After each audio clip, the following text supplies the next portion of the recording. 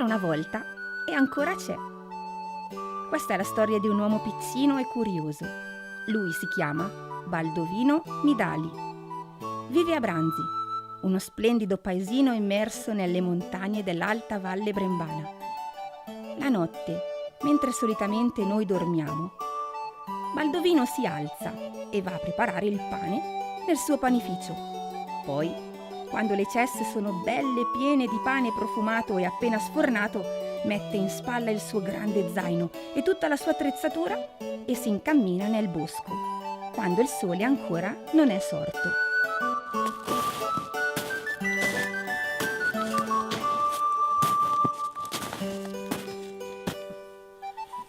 Ogni volta il contatto con la natura è emozione unica, intensa e vera. Baldovino si immerge nella vita degli animali del bosco, a piccoli passi, in silenzio e con straordinaria pazienza.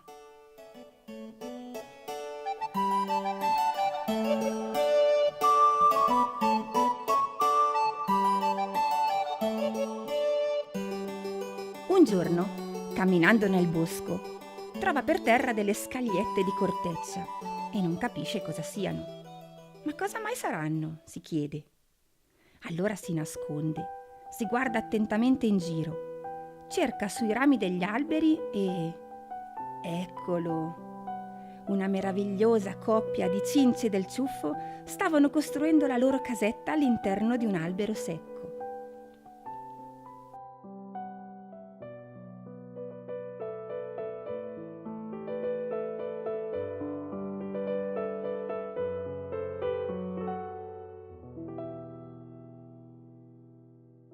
La cincia del ciuffo è un piccolo uccellino lungo 12 centimetri.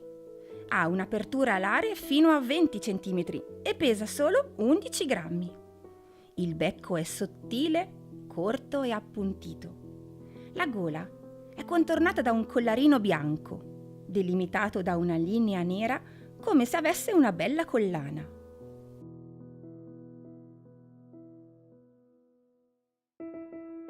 Questi uccellini amano vivere in boschi di conifere e costruiscono il loro nido nella cavità degli alberi secchi, utilizzando muschio, peli, foglioline e ragnatele.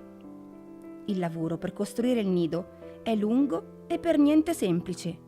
Pensate che può durare anche un mese o un mese e mezzo. La femmina è impegnata a scavare, mentre il maschio va a caccia di insetti, per poi poterli portare alla femmina.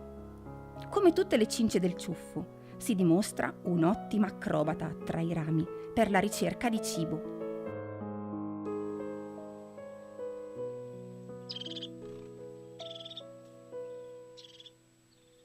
Baldovino quel giorno se ne torna a casa tutto contento per la scoperta fatta nel bosco.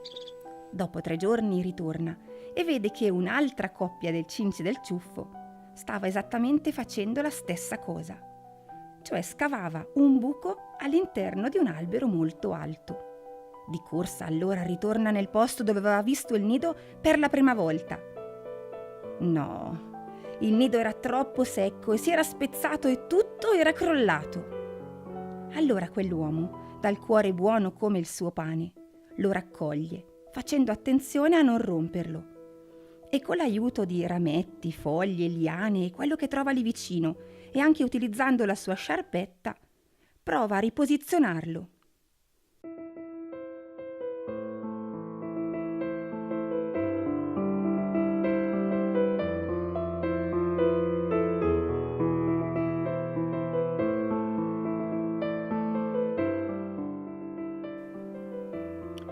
Baldovino lo sa, la possibilità che le cince possano tornare a quel nido sono davvero pochissime, ma ci vuole ugualmente provare.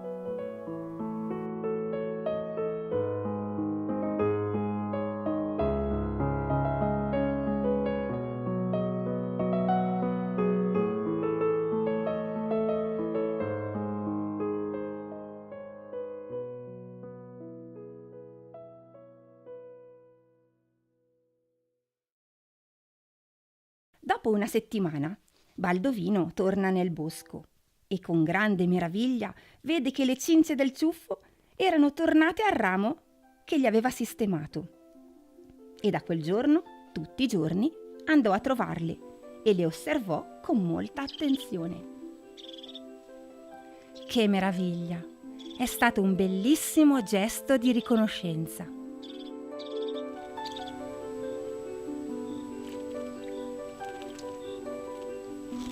Un bel giorno si accorse che le cince iniziavano a portare del materiale soffice.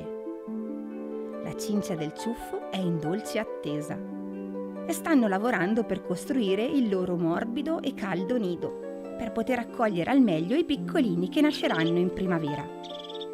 Tra la fine di aprile e l'inizio di maggio, infatti, la mamma depone un ovetto al giorno, fino ad un massimo di 8 piccole uova bianche punteggiate di bruno rossiccio, che poi cova per 15 giorni.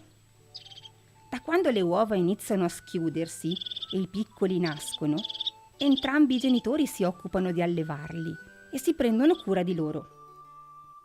Iniziano a portare cibo in continuazione ogni 10 minuti per poter sfamare i loro piccolini affamati, che restano con il becco aperto e spalancato per far capire a mamma e papà che hanno ancora tanta fame. Il piatto preferito delle cince sono ragnetti, mosche, zanzare, bruchi e vari insetti che si trovano nel bosco e si fanno una bella scorpacciata ogni giorno. Pensate infatti che portano al nido un'infinità di insetti.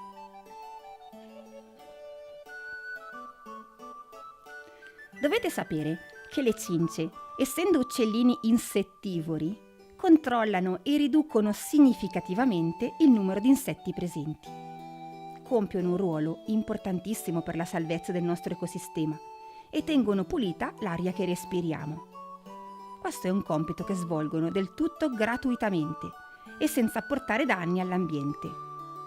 Pensiamo per esempio che per fare in modo che gli uccellini crescano sani e forti servono 800 grammi di cibo al giorno, pari a 7.000 insetti, più il cibo necessario ai genitori. Mamma e papà aiutano i loro cuccioli a crescere.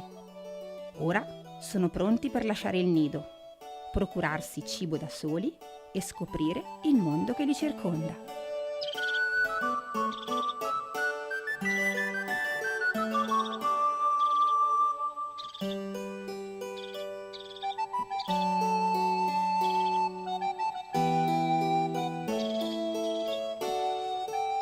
Da queste splendide immagini nasce la storia di Birillo. Mamma e papà gli stanno insegnando a cantare quando hanno fame. Devono imparare a cavarsela da soli nelle meraviglie e nelle avversità del bosco per non diventare facili bocconcini dei predatori. Un fratellino si sta esercitando, si guarda in giro, si dà un bello slancio e vola. Ma Birillo no, proprio non ne vuole sapere. Birillo è paffutello, dal piumaggio soffice, ha una bella crestina sulla testolina. È uguale a tutti gli altri fratellini, tranne che per un particolare. Lui soffre di vertigini. Le cince del ciuffo sono abilissime a volare, ma la paura, si sa, rende tutto più difficile. Il ramo per lui è troppo alto, ha paura di cadere. Quando guarda in basso, vede tutto nero e pericoloso.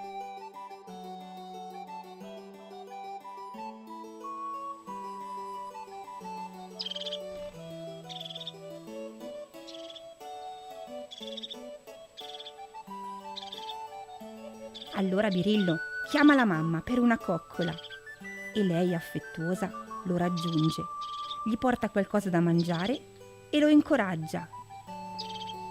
Dai Birillo, forza, io so quanto vali e credo in te. Mamma e papà lo aiutano a vincere le sue paure, convincendolo ad uscire dal nido e provare. Affrontare ciò che più ci spaventa è la ricetta sicura per acquisire fiducia in se stessi.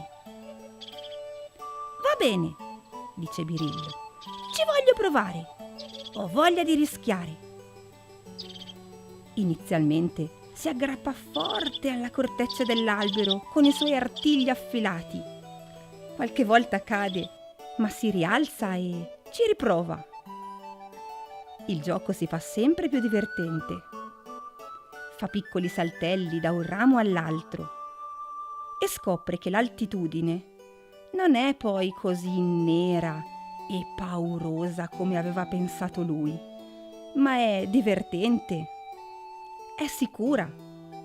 Qui tanti animali che lo vorrebbero mangiare non arrivano. E poi, da quassù, c'è una vista meravigliosa. Birillo ha vinto la sua paura e ora è pronto a volare libero e felice. E chissà, magari la primavera prossima tornerà alla sua vecchia casetta per una nuova nidiata. Così finisce questa storia, ambientata in uno dei luoghi che amiamo di più, la nostra Valle Brembana.